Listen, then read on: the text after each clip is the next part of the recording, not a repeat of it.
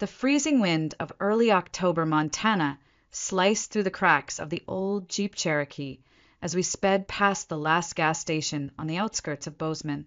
I sat motionless, curled against the window, my legs tucked under me, bracing for something I couldn't name yet, but I knew it was coming. The sky above the endless pine trees had started bleeding into an eerie mix of grays and purples, an omen of the night ahead. "Where are we going?" I asked, my voice barely louder than a whisper.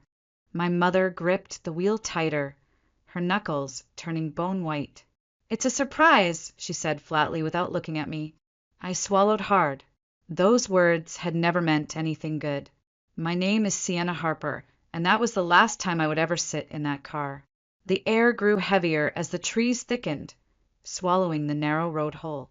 The familiar hum of the radio had vanished miles back, and my phone had long since lost signal. My mother's face, cold and sharp like the mountains that loomed in the distance, gave nothing away. I watched her from the corner of my eye, her jaw clenched, breathing shallow, as if she was wrestling with something unspeakable. My pulse began to race, a warning my body registered before my brain caught up. Without warning, the car jerked violently onto a dirt path barely visible between two twisted rows of lodgepole pines. Gravel crunched under the tires as the vehicle came to a screeching stop. My breath caught, my mother flung her door open and stormed around to my side before I could even unbuckle my seatbelt. The door yanked open. Cold air and panic hit me at the same time. "Out," she commanded. "What?" I stammered, confusion swirling into dread. I reached to steady myself on the door frame, my legs weak as always, trembling under the weight of my own body. Pain shot up my side as my right foot twisted awkwardly beneath me. I gasped, but she showed no mercy. She tossed a small duffel bag onto the frosted dirt at my feet. "I'll come back when you're ready to stop making everything about you," she hissed through clenched teeth. I stared up at her, heart thudding painfully against my rib cage. "You can't leave me here! Please!" The words barely left my lips before her footsteps were already crunching back to the driver's side. I pushed against the cold ground with trembling arms, dragging myself upright as best I could. "Mom!" I cried out one last time. The engine revved violently. Red brake lights flickered through the trees like distant flares in a sea of darkness, and then disappeared. The silence that followed wasn't peaceful. It was deafening, suffocating, almost alive. I sat there, stunned, the cold seeping into my bones. No phone, no wheelchair, no way to stand. Just me, a worn duffel bag, and the dark, endless woods. I pressed my back against the nearest tree, gasping in ragged breaths. I should have panicked, but I didn't. Some twisted part of me had always known this moment would come. My mother hadn't just abandoned me physically. She had been erasing me for years. The wind whispered through the branches, carrying with it the sharp scent of pine and decaying leaves. I reached into my coat pocket instinctively. My fingers brushed against soft green fabric, a damask handkerchief, the last thing my grandmother had given me before she passed. I clutched it tightly, as if it could somehow anchor me to something, anything. As dusk melted into night, I realized I couldn't stay in that spot. I scanned the trees frantically. They're barely visible ahead through the underbrush, the dark silhouette of an old wooden deer stand. I dragged myself toward it inch by agonizing inch, my palms scraped raw by twigs and bark, my legs burning with every movement. My breath came in short, sharp gasps that turned to mist in the cold air. I couldn't stop. I wouldn't stop. By the time I reached the weathered base of the structure, I collapsed under it. I curled my aching body into the smallest ball I could, zipped my jacket tight, and shoved the duffel bag under my head as a pillow. The forest loomed above me like a cathedral of silent witnesses.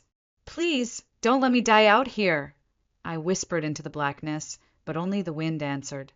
I squeezed the handkerchief tighter as the first stars bled into the night sky. I didn't know it then, but I wasn't truly alone. Someone was already watching, and everything was about to change. I must have dozed off for a while beneath the deer stand, lulled into a shallow, restless sleep by the cruel exhaustion of fear and cold. When I opened my eyes again, the last sliver of daylight had bled away completely, and I was swallowed whole by a sky so dark it felt like it might crush me. Then I heard it. Snap!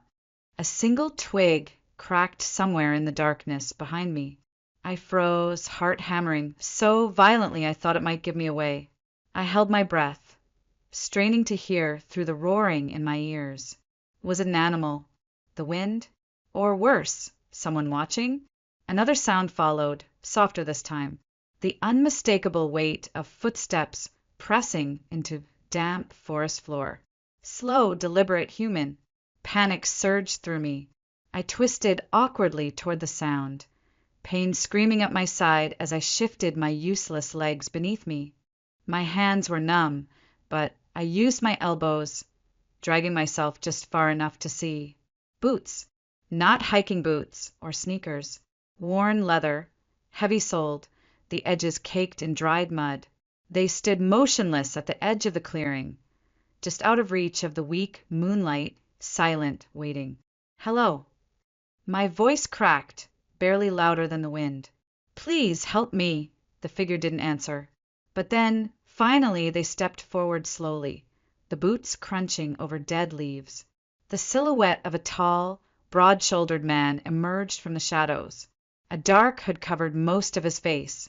I recoiled instinctively, fear turning my breath sharp and shallow. He crouched beside me without a word, unzipped a battered canvas backpack, and pulled out a half-empty bottle of water. He held it out. I hesitated only a second before snatching it with shaking hands and gulping it down desperately. The stranger then draped a thick, worn flannel coat over my shoulders. I flinched at the touch at first, but the warmth burrowed instantly into my frozen skin like salvation. Who are you? I rasped. Are you a hunter? What are you doing out here? He didn't answer. His face remained hidden beneath the shadows of his hood. Without looking up, he began to gather fallen branches into a small pile and struck flint against stone. Tiny sparks danced briefly before flame took hold. Soft orange light flickering across the sharp lines of his strong, calloused hands. I stared, bewildered. His movements were precise, practiced, like he had done this hundreds of times before. Once the fire crackled between us, he handed me a granola bar. I barely registered how the wrapper had been slightly torn as I ripped it open and devoured it. Hunger drowned out any instinct for caution. The man sat back on his heels, silent, simply watching the flames dance. I studied him cautiously, searching for any clue of his intentions, but he offered none. There was something about him, though, something eerily familiar. A presence I couldn't place. I thought back hazily to years ago, a quiet boy who used to volunteer in my high school library, the one who never laughed when I confessed I loved drawing trees. Could it be? No, that was impossible. Or was it? I opened my mouth to ask again, but before I could speak, he stood up without a sound, pulled his hood tighter around his face, and disappeared back into the trees as silently as he had come. I stared after him, stunned. Wait, I whispered hoarsely into the dark, but he never looked back. The forest closed around me once more, leaving only the crackle of the tiny fire as my companion. For the first time, the woods felt a fraction less terrifying. Not safe, not yet, but less like a death sentence. Someone had seen me, had helped me, and though I didn't understand why, it was enough to keep me from sinking into hopelessness. Miles away, back in our perfect suburban home with its polished wood floors and overpriced candles, my mother, Eleanor Harper, poured herself a glass of Pinot Noir and leaned casually against the kitchen island. My sister, Aubrey, fresh from the salon, scrolled her phone absently. "Where's Sienna?" Aubrey asked without glancing up. My mother sipped her wine and replied smoothly. She ran off again. "You know how she gets." Her voice didn't waver. It was the same tone she used when ordering takeout or confirming a spa appointment. Cold, detached. like she hadn't just abandoned her disabled daughter to freeze alone in the woods. Aubrey groaned dramatically. Of course she did. She ruins everything. And just like that, I ceased to exist. My erasure folded neatly into their story, like I had never been real at all. I pulled the borrowed flannel tighter around my shaking body as the fire slowly burned itself into a soft ring of glowing embers. My limbs ached from the cold and the brutal, unforgiving ground. But the worst pain came from deeper inside. My mother hadn't just left me behind. She had erased me. She had done it before in smaller ways. She had turned my cries into accusations, my needs into burdens, my existence into inconvenience. But this was final, a living obituary. I stared into the dying flames, thinking about the version of me she would tell the world. Unstable, dramatic, impossible to live with, the difficult daughter.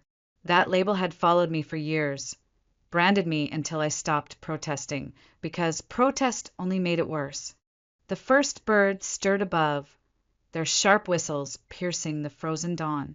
I barely moved, numb and exhausted under the flannel coat left by the stranger. My ankle throbbed with each tiny shift of weight, the swelling worsening in the biting cold. The man hadn't come back. Part of me wondered if he had ever really been there at all. Just another fragile hallucination of a mind pushed too far. Hunger gnawed at me again, sharp and cruel, but I forced myself upright with sheer will. My hands dug into the frozen earth to brace me as I pushed off weakly from the ground. My body screamed in protest. That's when my mind drifted backward to the last family dinner I was forced to attend. I had been 17. The night had felt wrong from the moment I walked through the front door, the tension in the air thick enough to choke on. My mother had prepared her signature roast chicken, burning it slightly as usual. After dessert, she stood up dramatically in the living room, waving her leather purse in one hand like it was evidence at trial. $600 is missing. The room froze. I blinked, confused.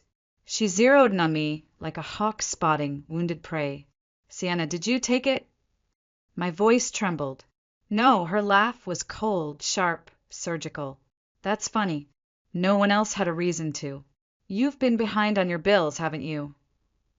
I swallowed the lump in my throat, feeling every gaze in the room shift toward me. No, I didn't take it.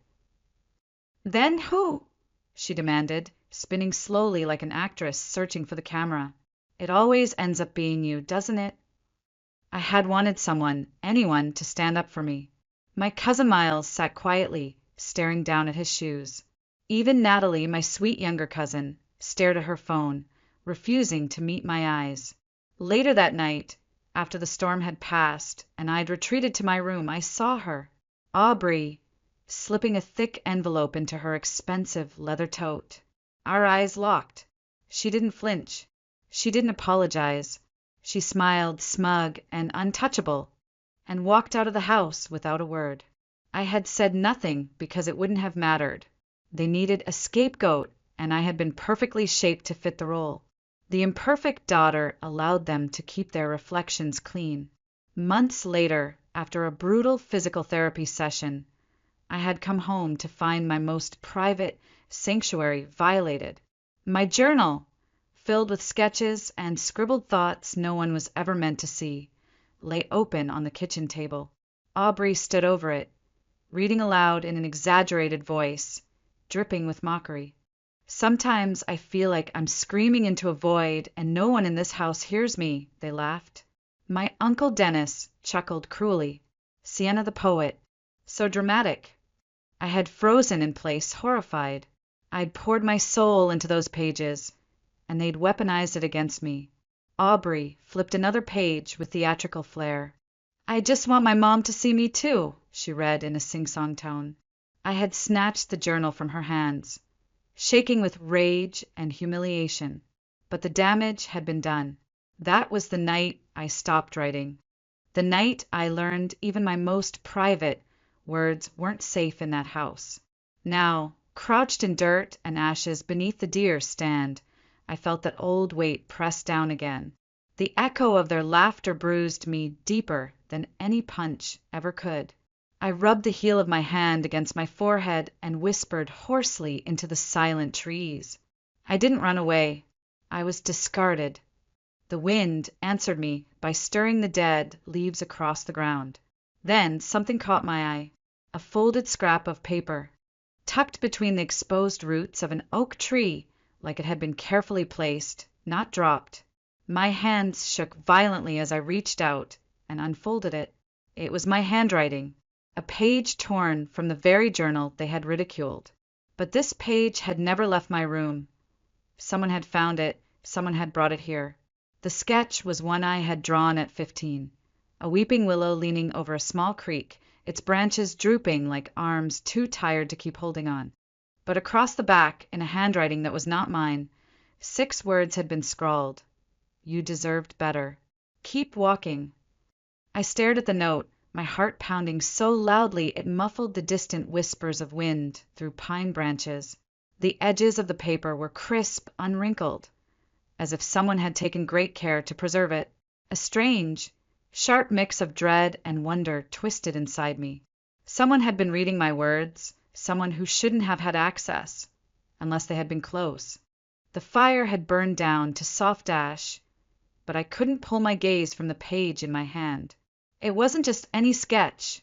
It was from the night I had hidden in my room, tears streaking my face after my mother had screamed at me for crying during a thunderstorm.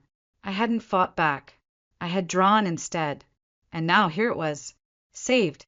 Delivered. Found. My fingers traced the unfamiliar handwriting. You deserved better. Keep walking. I wasn't sure if I was shaking from cold or the realization that I might not be entirely alone in this cruel wilderness. Clutching the fragile paper tightly, I struggled to stand. Pain flared sharply through my ankle as I leaned heavily on a nearby fallen branch, transforming it into a makeshift cane. Every step felt like penance, not for what I had done, but for what they claimed I had. I limped forward slowly, wincing as my foot protested. The forest opened slightly ahead, and something unusual caught my eye. Tiny flecks of paper dusting the underbrush, like ashes drifting from some long-dead fire. I followed them. Some were scorched, curling at the edges like wounded petals. Others had been torn violently, shredded in frustration. But a few were untouched whole. My name was faintly visible in places. I recognized doodles, flowers I had always sketched in the margins, pieces of myself scattered like breadcrumbs. Then I froze. Ahead, nestled against the base of a mossy tree stump, lay a folded page that made my breath hitch painfully. It wasn't burned. It wasn't torn. It was intact. And I knew instantly what it was. A letter. Not just any letter. My own letter. I knelt slowly, my knees sinking into the damp earth, and picked it up with trembling fingers. The faded ink stared back at me from paper yellowed by time. My uneven middle school handwriting declared, "You are not invisible. You matter, even if no one says it." I sank onto the cold ground, gripping the page to my chest as hot tears slipped silently down my cheeks. I remembered writing it at 12, sitting cross-legged in my childhood bedroom under the dim glow of my bedside lamp. I had folded it tightly and hidden it between 2 loose floorboards in my closet, a desperate promise to my future self that things would get better someday. No one knew about that letter. No one. Who had found it? Who had brought it here now? I sat there for what felt like hours, whispering the words over and over like a mantra into the icy air. I am not invisible. Finally, I forced myself up again. The pain in my ankle was merciless, but I pressed forward, driven by something far stronger than survival instinct. A narrow path revealed itself ahead, winding through the towering trees, partly obscured by fallen leaves and broken twigs. Something deep inside told me to follow, and so I did. I limped along the trail, every step a brutal reminder of my fractured body, my fractured past. About a quarter mile in, the The dense woods gave way to a small clearing where an ancient, crumbling structure stood silently under the weight of time, an abandoned ranger station. The roof sagged under tangled vines. The windows were fogged and cracked. The door hung at an awkward angle on rusted hinges. I hesitated only briefly before stepping inside. The air smelled of mildew, pine, and dust. Against the far wall sat an old wooden crate, and on top of it my breath caught an ancient laptop. The casing was scratched and dented, patched with duct tape. A thin cord ran from the device to a small solar charger, propped up awkwardly near the broken window. I stared in disbelief. The laptop was on. The screen glowed faintly in the gloom, open to a blog dashboard. My name was typed into the search bar. Dozens of posts filled the feed. Anonymous entries dated months, even years back, each one heartbreakingly familiar. She was never weak. They just needed her to be. They called her dramatic when she told the truth. I scrolled frantically, trembling. Each post documented moments only I had written down in the safety of my stolen journals. Words I had never spoken aloud. Someone had been reading, recording, protecting me in silence. At the bottom of one entry, a simple promise stared back at me. If no one listens to her story, I will. I'll remember every page they tried to burn. The air shifted suddenly. I turned toward the jagged hole where the window glass had long since vanished. Boot prints, fresh and deep, leading away toward the stream that wound through the forest. They weren't mine. I stepped out cautiously into the clearing, heart hammering violently against my ribs. On the far edge of the trees, a figure moved, watching, waiting. But for the first time, I didn't feel fear. I didn't run. I didn't freeze. I took a single step forward, then another, toward the one person who had seen me when no one else did. Not the broken daughter, not the burden, me. I gripped my old letter tightly, whispering one last time into the bitter Montana air. I am not invisible anymore. I stumbled after the disappearing figure, my legs trembling with each uneven step. The narrow path wove between towering pines, the ground soft beneath layers of wet needles.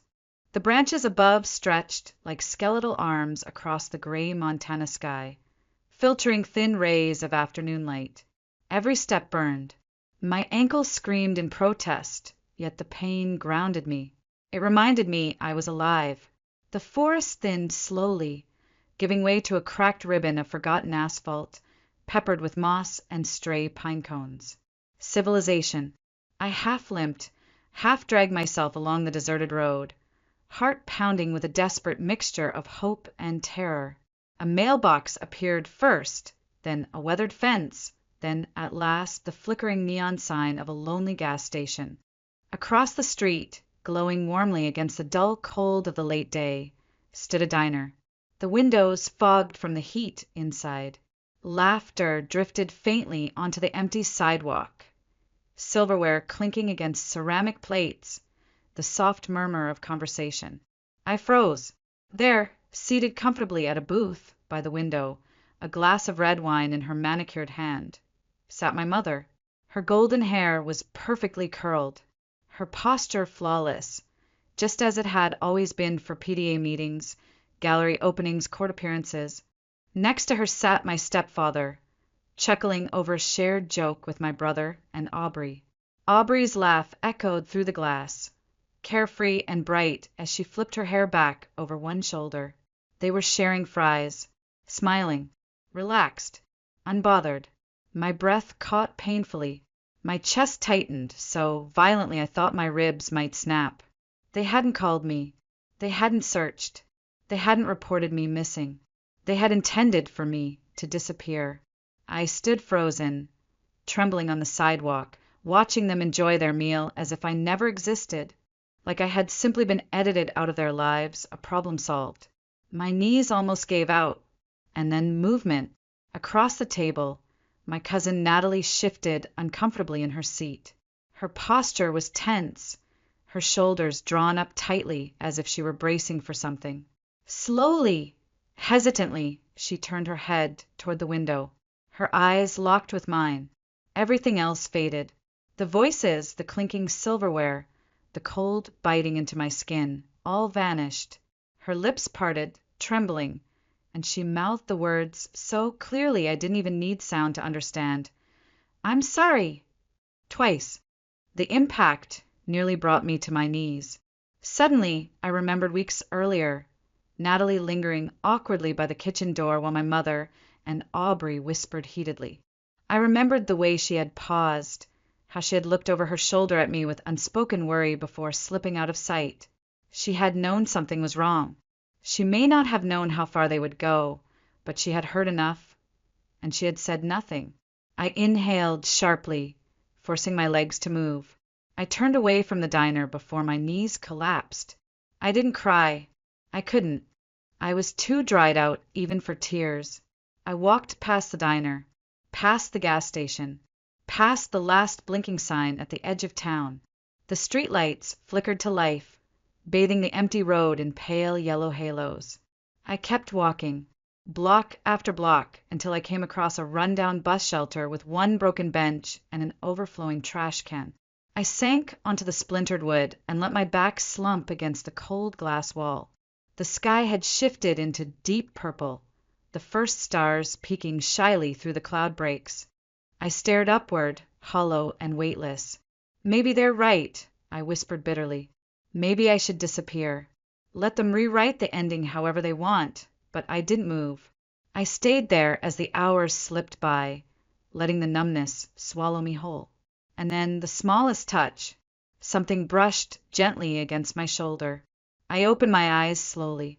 A bus driver stood beside me, late 50s, heavy set, with wire-rimmed glasses and kind, tired eyes.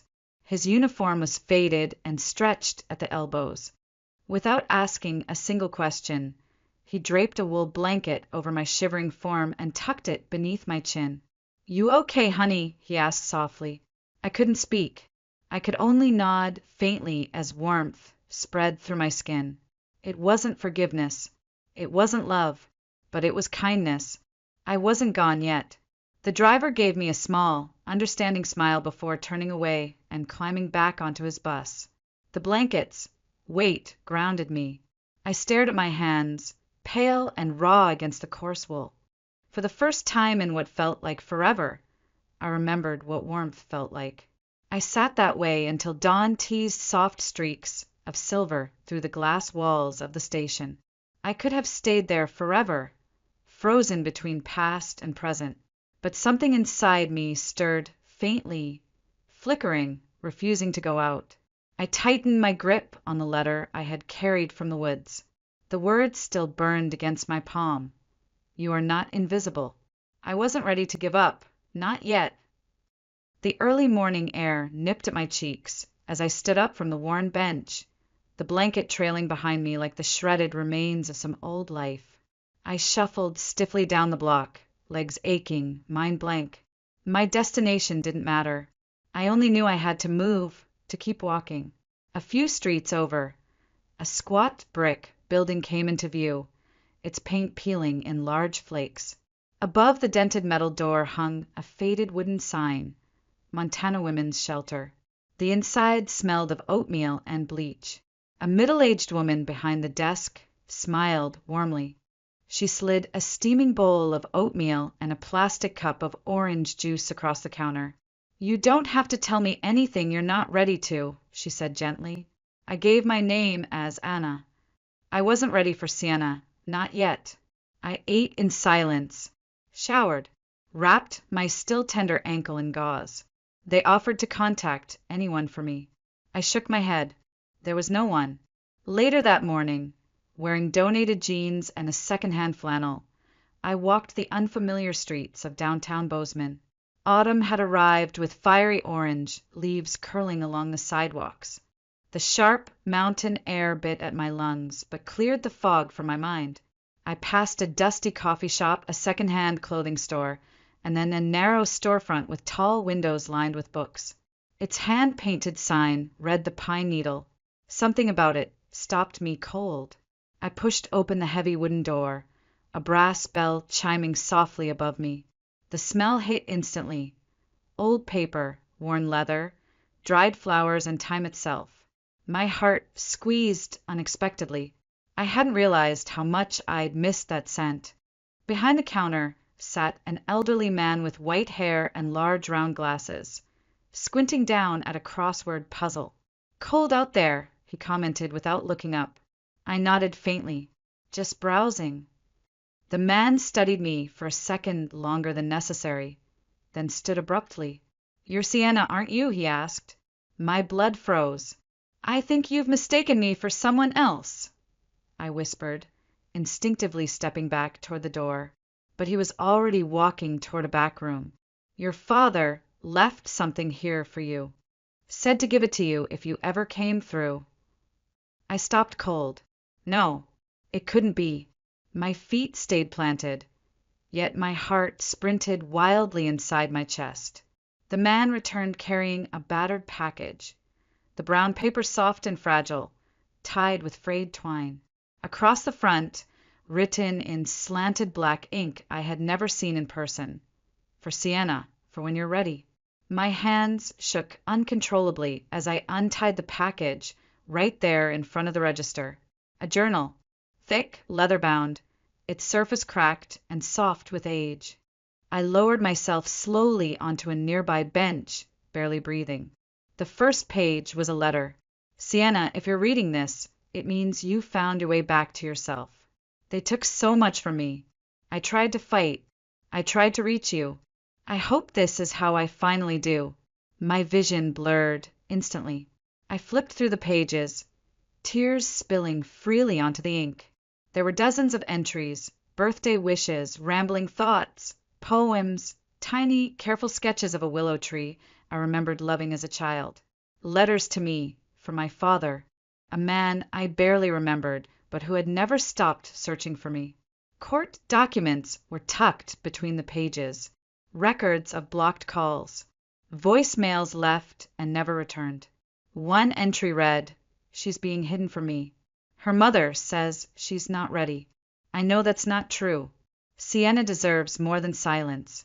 I pressed the journal to my chest, curling around it as if it could protect me from everything. The hours slipped by unnoticed. The elderly clerk never interrupted. He just let me sit, let me breathe, let me grieve. For the first time in years, I felt seen. Not as someone else's burden, not as someone else's scapegoat, but simply as me. When I finally stood to leave, the journal still tight in my arms, I felt different. I was still bruised, still angry, still broken in places, but I wasn't invisible anymore. There was something sacred about knowing I had been loved by someone who never got the chance to say it out loud. Someone who tried, even when no one believed him, even when my mother had made him disappear from my life. I walked back into the cold October sunlight with the journal pressed close to my ribs like a secret. Across the street, through the glass window of a small art supply store, I saw canvases stacked neatly against the far wall. My stomach tightened, but not from fear. For the first time in years, I knew what I needed to do next. 2 weeks later, I stepped off a regional train just outside Boulder, Colorado, wearing a mismatched thrift store coat, a scarf that didn't belong to me, and a name no one had ever called me before.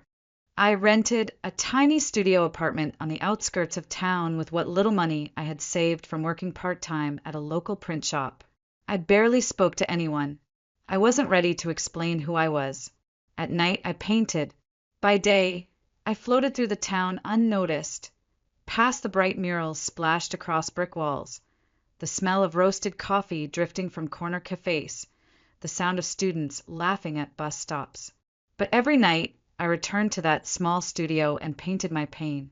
Canvas after canvas, sketches first, then full colors, bold strokes layered over broken outlines.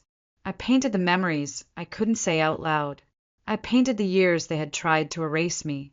And then one night I painted her, the girl behind glass, a single figure standing alone in a darkened room, her hands pressed flat against invisible walls, her mouth open in a silent scream no one could hear. I called the piece the Forgotten Room. It was raw, ugly in places, messy and imperfect, just like me. I didn't create it for anyone else. I didn't expect to sell it. I submitted it under the anonymous name MKH49 to an open call for emerging artists at a small community gallery. Weeks passed. I didn't hear back. Then the rejection email came. Too dark, too heavy, not the right fit. I stared at the screen in stunned silence, my hands cold and still over the keyboard. For a long time I sat there, motionless, numb. Then something unexpected happened. I got an email from someone at the gallery, a woman named Elena, one of the curators. She told me she had come across my piece tucked in the rejected submissions. She said she had grown up in a home just like mine. She said she had followed my blog quietly for years. I know what you're saying with this, she wrote. Please let me put it in the showcase. I read her message over and over again, the screen blurring as tears welled. I whispered into the stillness, yes. Opening night arrived cold and clear. I stood at the back of the gallery, hidden behind a pillar covered in event flyers, my arms crossed tightly against my ribs. My hair was longer now. My walk had lost the limp. No one gave me a second glance. Not until they walked in. I froze as my mother, flawless in an ivory shawl, swept into the gallery, her heels clicking sharply across the polished concrete floor. Aubrey followed close behind, heels too high for someone trying so hard to look casual. They moved from piece to piece, laughing softly at abstract splashes, whispering judgments under their breath like they always had. And then they stopped in front of my painting. Aubrey tilted her head, curiously. Weird, she murmured. This feels familiar somehow. My mother chuckled. These sad little artists think silence is a personality trait. The words punched through me harder than any blow. It was the same cadence she had used the night she pulled me out of that car. That cold, cutting dismissal. But this time, I didn't flinch. The gallery, a host stepped up to the microphone, clearing his throat as the crowd hushed. Thank you for joining us at this year's Emerging Voices Showcase, he began warmly. Tonight, we reveal the names of the anonymous artists behind each work. My fingers tightened around the crumpled tissue in my hand.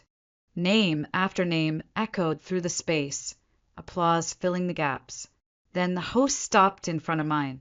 And this, he said, gesturing toward the painting of the girl behind glass, is The Forgotten Room by Sienna Harper. Silence. A heavy, suffocating pause settled over the room. I heard the sharp clink of glass against tile. Aubrey's wine stem rolled across the floor and came to rest against the baseboard.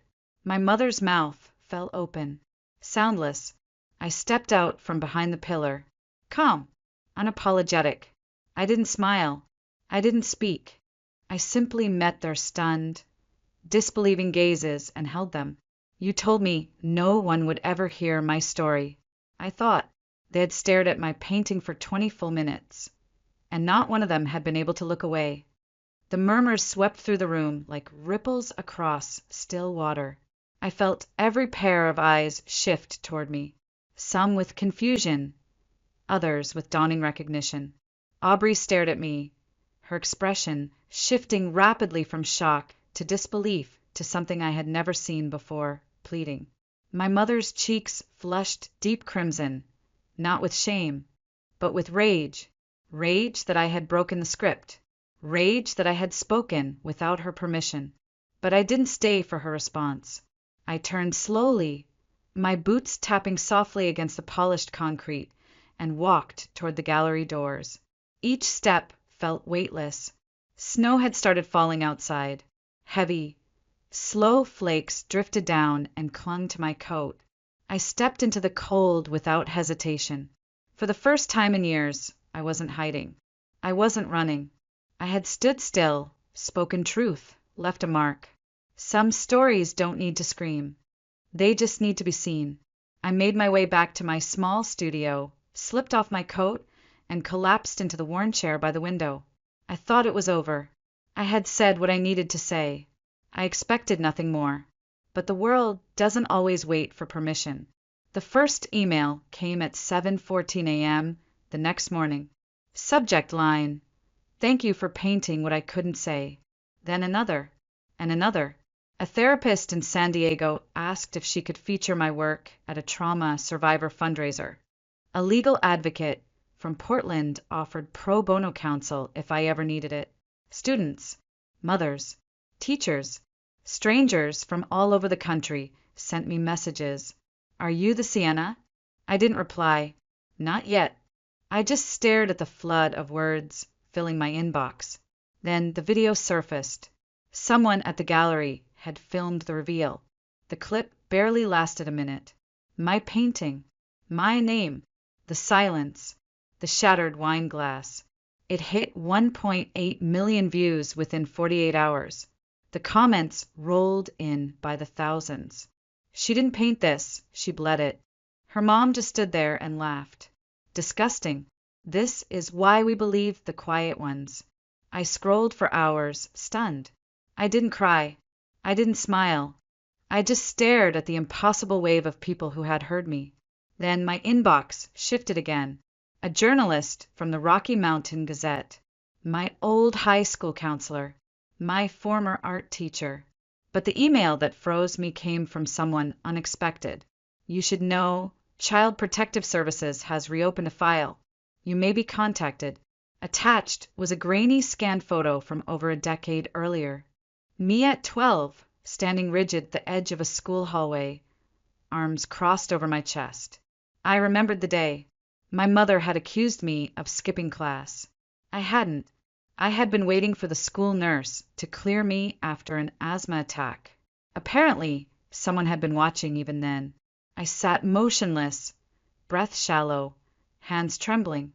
Then, as if on autopilot, I dug into the back of my drawer and pulled out an ancient, cracked iPod I had duct-taped back together years ago. I charged it for hours. When it finally powered on, I scrolled through the voice memos, heart racing. There it was. April 14th, porch. I hit play. The recording crackled to life. My mother's voice, raw, unfiltered. "You're not mine anymore. You're just, wait, you think you matter? No one ever cared." I stared at the dark screen, shaking. I had recorded it, by accident, probably while trying to capture a song. I posted the file.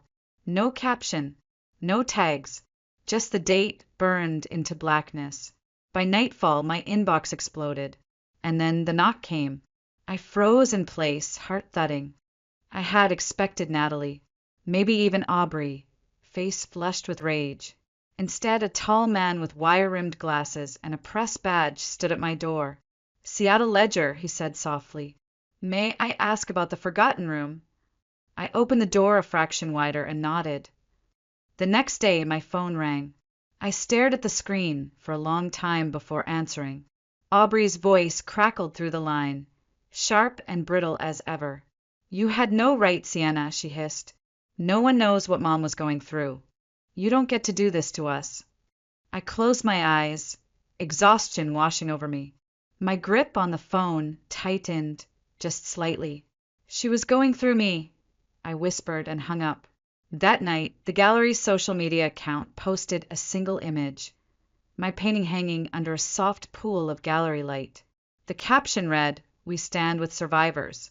The Forgotten Room will now hang permanently in our Boulder South branch." I didn't share it.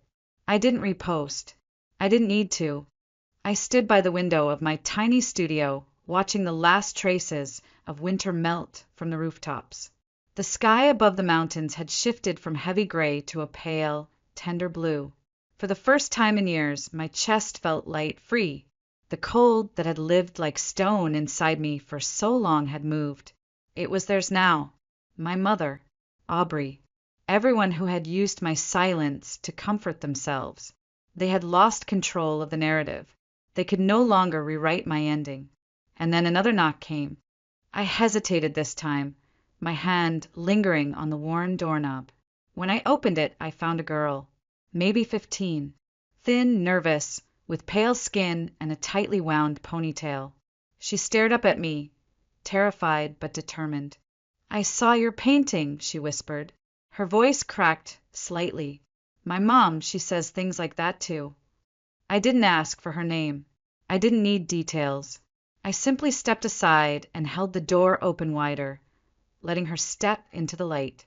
The next morning, I stood in a modest community center on the edge of Flagstaff, Arizona, hands dusted in clay, sleeves rolled to my elbows. The small room smelled of fresh paint and old wood. 15 children sat around me, some with wide, cautious eyes, others with heads bowed, refusing to make eye contact. One girl, no older than 7, silently drew a crooked little house with a jagged line cutting through it. I knelt beside her, voice soft. "Is this where you live?" She nodded once, barely perceptible. "That's me," she said, "hiding behind the fridge." The breath caught painfully in my throat. I didn't cry. I couldn't. I simply handed her a second brush. "What would it look like if you came out?" The child stared at the empty corner of the page. For a long time she didn't move. Then she dipped her brush into a bright yellow. The smallest, clumsiest sun appeared over the tiny, broken house. I swallowed the lump in my throat and nodded gently. "That's perfect." Later that night, I walked out of the center as dusk draped the streets in lavender shadows. My phone buzzed softly in my pocket. A message. Subject, "You made it." It was from my old social worker back in Seattle. I just saw the Ledger article. "I always knew you'd rise. Thank you for never letting them define you." I didn't respond. I slipped the phone back into my jacket and looked up at the darkening sky. The cold mountain air filled my lungs sharp and clean. For the first time I breathed deeply, without flinching, without shrinking, without needing anyone's permission. I whispered to myself into the wind, smiling faintly for no one but me. Some people spend their lives trying to silence the ones they should have loved the loudest. But healing doesn't always begin with an apology. It begins the moment you stop waiting for one.